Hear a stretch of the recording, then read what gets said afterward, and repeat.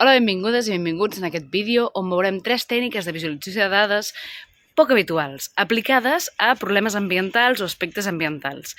Forma part d'un vídeo que he fet per un exercici, per tant veureu que explico com crear 3 gràfics, un gràfic de contorn, un dendrograma circular i una línia temporal amb tècniques diferents, per donar un mega exemple de com es construeixen aquests gràfics, per què poden servir i algunes eines diverses per fer-los servir. Us deixo a la descripció el codi que he fet servir en R per 2 dels 3 gràfics, perquè el tercer l'he fet amb Tableau, una eina també molt útil per crear visualitzacions, i espero que us agradi.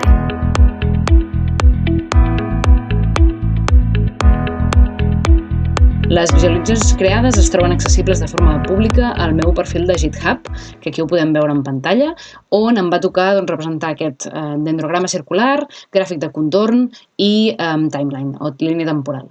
A continuació descriuré breument les característiques de cada tècnica mostrant els exemples creats en cada cas.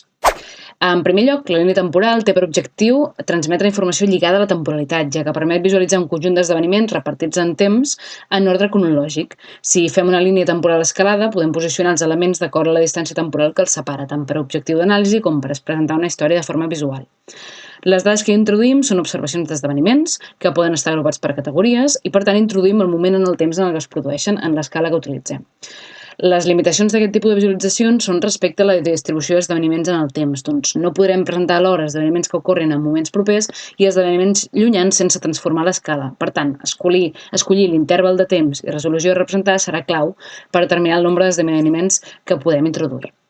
Per fer aquesta línia temporal he escollit, per la meva formació m'interessava intentar veure com varien les taxes demogràfiques per diferents països en el temps. I he escollit aquest dataset que es troba publicat en aquesta pàgina web que veiem en pantalla, on veiem l'evolució de línies de taxes de fertilitat per diferents països. I en especial m'interessava en quin moment cadascun d'aquests països que tenim dades, en quin moment van passar al llindar d'una taxa de fertilitat inferior al 2,1, que és el punt en què el creixement de la població ja no és sostenible. I m'interessava una mica per veure aquesta transició demogràfica que va passant als diferents països, en quin moment passa, i veure per diferents continents o regions si hi ha diferències en el temps en el moment en què es produeix aquest esdeveniment. Llavors vaig descarregar aquestes dades i vaig buscar en quin punt cadascun dels països travessava aquest del 2,1 fills per dona. Per construir aquest gràfic el que he fet és utilitzar l'eina Tableau, que no el coneixia i així m'ha permès poder aprendre una mica d'aquesta tècnica, i he construït aquest gràfic que veiem en pantalla. Aquesta és la pantalla d'edició. En aquest gràfic, que és el primer any en què es passa per sota d'una taxa de fertilitat de 2,1 per continent i país. I he introduït també el color en aquestes bombolles que representen cada un dels països, que representa la taxa actual de fertilitat, que ens permet, per tant, veure si algun país que per molt que baixés per sota de 2,1 actualment té un valor més alt o més baix, per veure com varia també aquesta taxa. I ho veiem en funció del continent, de manera, i aquí en l'eix de les X veiem aquesta evolució temporal, de manera que podem veure, per exemple, diferents continents en què no s'ha baixat per sota d'aquesta taxa, en diferents regions, com per exemple Europa, s'ha produït de forma bastant simultània, mentre que més reproduïda en el continent asiàtic, etc. Podem treure aquest tipus de conclusions d'en quin moment en el temps s'ha produït aquest esdeveniment. Pel que fa al segon gràfic que havia de construir, el dendrograma circular, és una variació dels dendrogrames utilitzats per il·lustrar la distribució de clústers o agrupacions entre conjunts d'observacions. En el cas del dendrograma circular, les dades són distribuïdes de forma més eficient en l'espai i permet major lectura de les etiquetes. El que farem és representar la similitud i jerarquia del conjunt d'observacions.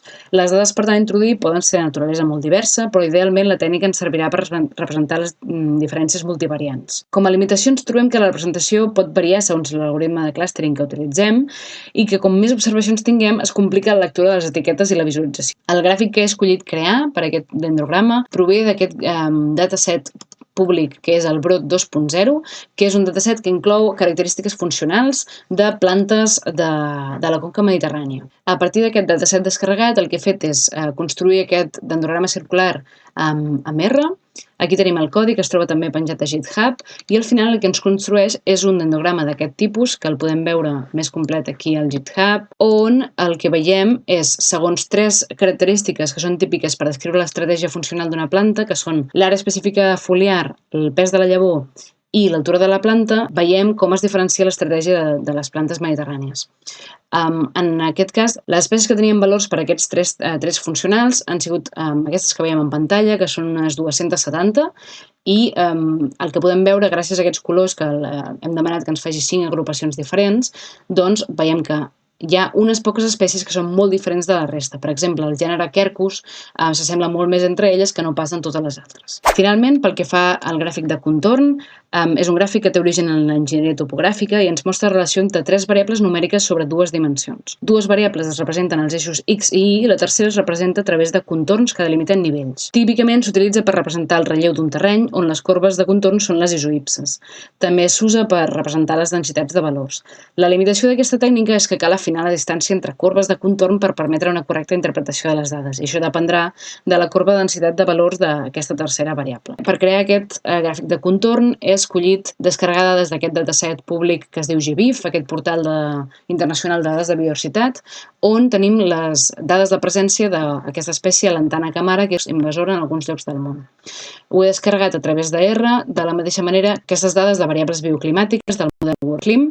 Especialment m'interessava la temperatura anual, que ens servirà de X, i la precipitació anual, que ens servirà de Y, per veure la densitat d'ocurrències en aquest nínxol climàtic. També amb l'eina de R, amb aquest codi, doncs el que he fet és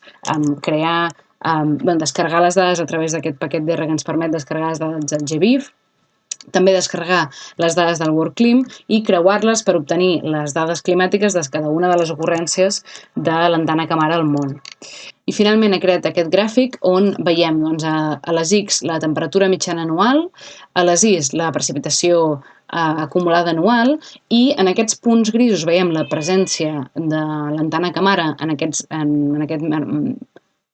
règim climàtic, i amb el contorn podem visualitzar quines són les àrees de major densitat on trobem la presència d'aquesta espècie i, per tant, delimitar on és més probable trobar aquesta espècie respecte a aquestes dues variables climàtiques. I veiem que, per exemple, la lantana camara especialment es troba en regions de clima entre els 8 i els 18 graus de temperatura anual i al voltant de 1.000 mil·límetres de precipitació anual. Aquestes dades ens serveixen, per tant, després per poder generar models d'en quins llocs es pot trobar aquesta espècie i en quins llocs no.